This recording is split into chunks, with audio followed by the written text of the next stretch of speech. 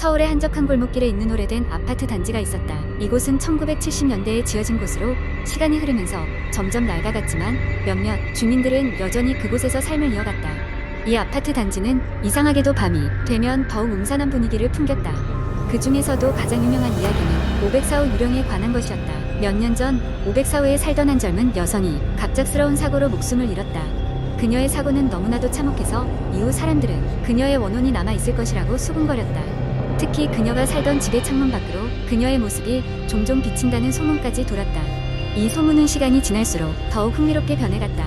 누군가는 그녀가 매일 밤 특정한 시각에 창가에 서서 아래를 내려다본다고 했고, 또 다른 이는 그녀가 방 안에서 낯선 그림자를 본 적이 있다고 했다. 이런 소문이 인터넷에 퍼지면서 호기심을 참지 못한 한 젊은이가 있었다. 그의 이름은 지훈이었고 인터넷에 떠도는 공포 이야기를 실제로 체험해보는 것을 좋아했다. 자신감을 가진 그는 그의 친구들과 함께 504호에 들어가 보기로 결심했다. 아파트의 관리인이 알려준 대로 유령을 만나고 싶다면 꼭 자정 무렵에 그 집에 들어가야 한다고 했다. 자정이 다가오자 지훈과 친구들은 물병과 손전등 그리고 카메라를 챙겨 504호를 향했다. 그들은 5층에 도착했고 긴장과 기대가 교차하는 가운데 문을 열었다. 문을 열자 오래되고 쿰쿰한 냄새가 코를 찔렀고 방 안은 오랫동안 아무도 들어오지 않은 듯 먼지로 가득했다. 지훈은 방 안을 둘러보기 시작했다. 방 한켠에는 낡은 가구들이 놓여 있었고 벽에는 오래된 사진들이 걸려 있었다. 친구들은 서로를 겁주기도 하고 농담을 하면서 긴장을 풀어보려 했지만 방 안의 분위기는 쉽게 깨지지 않았다. 드디어 자정이 되자 방 안의 공기는 점점 차가워지기 시작했다. 그때 갑자기 간헐적으로 카메라가 깜빡이며 이상한 소리를 내기 시작했다. 지훈의 친구가 카메라를 살펴보려는 순간 방 안에서 갑작스러운 기운이 느껴졌다. 모두가 숨을 죽이고 있던 그 순간 창가에서 이상한 그림자가 나타났다. 그것은 명확하지 않았지만 분명 누군가가 창 밖을 바라보고 있는 형태였다. 순간 등골이 오싹해진 지훈은 카메라를 꺼내 그 장면을 찍으려 했으나 카메라는 작동하지 않았다. 친구들은 점점 두려움에 차오르기 시작했고 누군가가 속삭이는 소리가 들려왔다. 왜 여기에 왔어? 돌아가. 이 말을 들은 순간 친구들은 마치 공연이라도 본 듯 급히 방 밖으로 뛰쳐나왔다. 지훈 역시 뒤도 돌아보지 않고 그 아파트를 벗어났다. 이후 그들은 아무 말 없이 각자의 집으로 돌아갔다. 다음 날 지훈은 밤에 찍었던 영상을 확인했다. 그가 카메라를 작동시키려던 순간 화면에 뭔가 희미한 형체가 잡혀 있었다. 그리고 그의 귓가에 속삭이던 그 목소리가 고스란히 녹음되어 있었다. 그들은 그 후 다시는 그 아파트에 가지 않았다. 그러나 그날의 경험은 여전히 그들의 기억 속에서 생생히 남아 있었다. 시간이 흘러 그 아파트 단지는 재개발로 사라졌지만 그곳을 지나던 사람들은 낡고 버려진 아파트에서 아직도 504호의 창문을 내려다보는 누군가가 있다고 이야기하곤 했다. 또다시 다른 사람들이 그곳에 방문해 같은 경험을 할까 두려워 지훈은 당시의 영상을 인터넷에 올리지 않기로 결정했다. 그러나 그 사건 이후 지훈과 그의 친구들은 절대 다시는 흥미본위에 공포 체험을 하지 않겠다는 서약을 했다. 이 이야기는 여전히 인터넷에서 전설처럼 전해지고 있으며 504호 유령은 아파트가 사라진 지금도 사람들의 입에서 입으로 전해지고 있다. 오늘 날까지도 그날 그들이 실제로 경험했던 것이 무엇이었는지에 대한 여러 가지 설명과 추측이 난무하지만 아무도 정확한 진실을 알지 못한다. 두 번째 이야기. 나는 평범한 대학생이었다. 평일엔 학교에 가고 주말엔 아르바이트를 하며 지내는 평범한 일상이었다. 어느 토요일 나는 평소처럼 아르바이트를 마치고 집으로 돌아가던 중 이상한 일을 겪게 되었다. 그날따라 아르바이트가 늦게 끝나 집에 돌아오는 길목은 조용했다. 평소엔 이 시간쯤이면 적어도 몇몇 사람들은 거리를 거닐곤 했는데 그날은 이상하리만치 아무도 없었다. 집 근처 골목을 지나가는데 갑자기 뒷걸음질 치던 검은 고양이 한 마리가 내 앞에 멈추었다. 고양이는 나를 뚫어져라 바라보더니 이내 재빠르게 사라졌다. 일반적으로 길고양이가 주위를 맴도는 일이 드물지 않지만 그날따라 왠지 모를 불길한 느낌이 들었다. 마음속에서 찜찜함을 떨쳐내며 집으로 향했다. 집에 도착해서는 급히 문을 열고 방으로 들어갔다. 갑자기 누군가 뒤따라오는 듯한 기분이 들어 문을 급히 닫고 잠갔다. 집안은 고요했고 나는 벽에 기대어 심호흡을 하며 마음을 가라앉혔다. 어둠 속에서의 기운 때문인지 왠지 모를 소름이 돋았다. 다음날 아침 눈을 떴을 때 안전하다는 안도감과 함께 어제 일이 단순한 기분 탓이었다고 생각하기로 했다. 그러나 그날따라 5손가락에 끼워져 있는 검은 실반지가 눈에 띄었다. 나는 그 실반지를 손에 낀 적이 없었다. 그것을 본 순간 온몸에 소름이 돋았다. 친구에게 이 이야기를 들려주자 그 친구는 밝은 웃음으로 장난을 치듯 말했다. 그거 혹시 너 따라다니던 귀신 아니야? 조심해라. 그 이야기를 듣고 나는 반쯤 농담으로 넘겼지만 불안감은 쉽게 사라지지 않았다. 실반지를 벗어놓고 싶은 마음이 굴뚝 같았지만 이상하게도 그것은 손가락에서 떨어지지 않았다.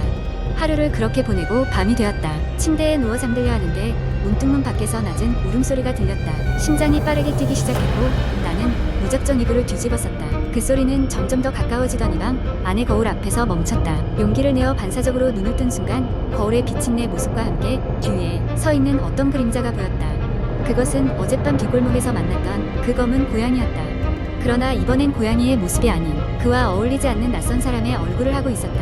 나는 비명을 지르고 싶었지만 소리가 나오지 않았고 몸은 굳어 움직일 수 없었다. 얼굴에는 검은 실로 얽혀 마치 그 얼굴을 감추려는 듯 보였다. 순간 머릿속에 어떤 기억 하나가 스쳤다. 어렸을 적 할머니가 해주던 옛 이야기. 예로부터 검은 고양이는 죽은 자의 영혼을 인도한다며 조심하라고 했던 말이 떠올랐다. 나는 방금 막 그런 경험을 한 것인지 스스로를 의심하기 시작했다. 그 순간 검은 그림자는 더 이상 내 뒤에 서 있지 않았고 거울에는 다시 평범한 내 모습만이 비쳤다. 심장이 아직도 제멋대로 뛰고 있었지만 일단 무사하다는 안도감이 몰려왔다.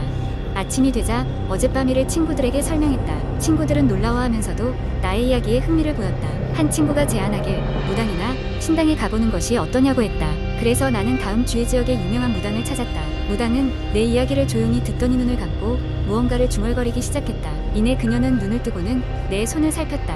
너에게 인연 없는 것이 따라붙었구나. 하지만 걱정하지 마라. 내가 용서를 빈다면 그도 떠나가리라. 그녀의 조언대로 나는 그날 밤원자방에서 큰 소리로 용서를 구했다. 그 후로는 더 이상 아무 일도 벌어지지 않았다. 실반지도 어느새 믿기지 않을 만큼 깔끔하게 벗겨진 채 내 손가락에서 사라졌다. 그 일이 있고 나서 나는 내가 귀신이나 영혼, 이야기를 좀 더 진지하게 받아들이게 되었다. 그리고 그날 이후로 나는 길을 갈 때 항상 주위를 살피고 검은 고양이를 오히려 반갑게 맞이하게 되었다. 누군가 내 이야기를 믿지 않더라도 나는 내가 겪었던 일들을 잊지 않을 것이다. 그것은 어쩌면 내게 특별한 인연을 남긴 한 가지 경험이었을지도 모른다. 세 번째 이야기는 몇 해 전 한 여름밤의 경험담이다.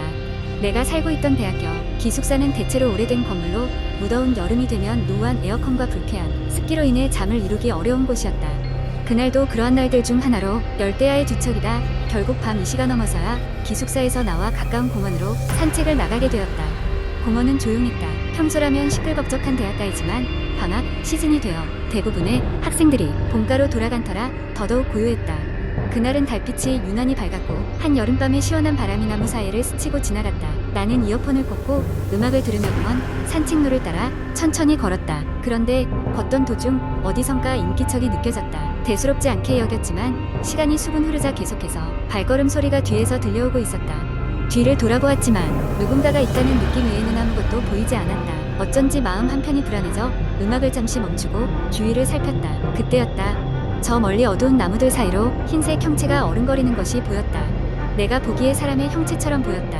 그래, 아마도 늦은 밤 산책 나온 다른 사람일 거라며 스스로를 안심시켜 보았지만 그 형체는 가만히 서서 나를 지켜보고 있는 듯한 느낌이었다.